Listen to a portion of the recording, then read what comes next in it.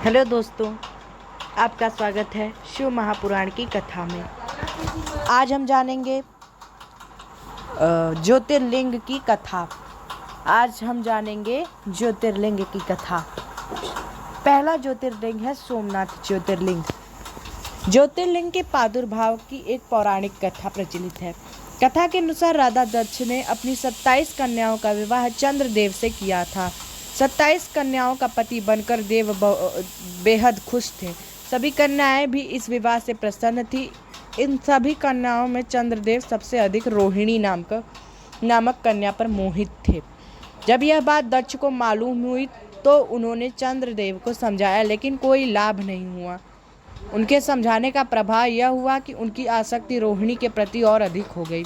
यह जानने के बाद राजा दक्ष ने देवचंद्र को श्राप दे दिया कि जाओ, आज से तुम क्षय रोग के मरीज हो जाओ। श्रापवश देवचंद्र क्षय रोग से पीड़ित हो गए। उनके सम्मान और प्रभाव में भी कमी हो गई। इस श्राप से मुक्त होने के लिए वे भगवान ब्रह्मा की शरण में गए। इस श्राप से मुक्ति का ब्रह्मदेव ने यह उपाय बताया कि जिस जगह पर अब सोमनाथ मंदिर है, उस स्थान पर आकर चंद्रदेव को भगवान शिव का तप करने के लिए कहा। भगवान ब्रह्मा जी के कहे अनुसार भगवान शिव की उपासना करने के बाद चंद्रदेव श्राप से मुक्त हो गए। उसी समय से यह मान्यता है कि भगवान चंद्र इस स्थान पर शिव तपस्या करने के लिए आए थे। तपस्या पूरी होने के बाद भगवान शिव ने चंद्रदेव से वर मांगने के लिए कहा।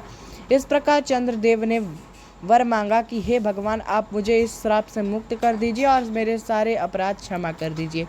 इस श्राप को पूरी से समाप्त करना भगवान शिव के लिए भी असंभव नहीं था।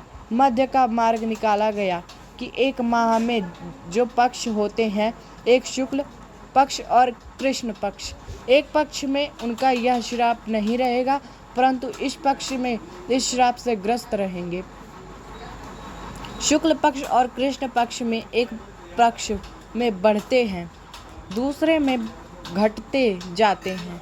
चंद्रदेव ने भगवान शिव की यह कृपा प्राप्त करने के लिए उन्हें धन्यवाद किया और उनकी स्तुति की। उसी समय से इस स्थान पर भगवान शिव की इस स्थान पर उपासना करना का प्रचलन प्रारंभ हुआ। तब भगवान शिव सोमनाथ मंदिर में पूरे विश्व में विख्यात हो गए। देवता भी इस स्थान को नमन करते हैं। इस स्थान पर चंद्र देवी भगवान शिव के साथ स्थित हैं। ये रही सोमनाथ ज्योतिर्लिंग की कथा।